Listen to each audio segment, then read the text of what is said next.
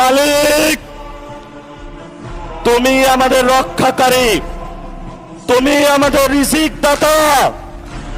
যারা এই বাংলাদেশের জনগণ 17 বছর অপেক্ষা করেছিল, আমাদের অধিকার ছিনিয়ে নিয়েছে, হত্যাকারীর মাধ্যমে ভাইদেরকে হত্যা করেছে।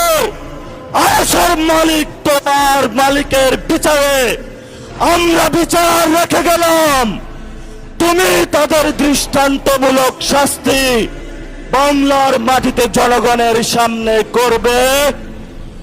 আমরা আজকে তোমার মসজিদের সামনে বিচার রেখে গেলাম।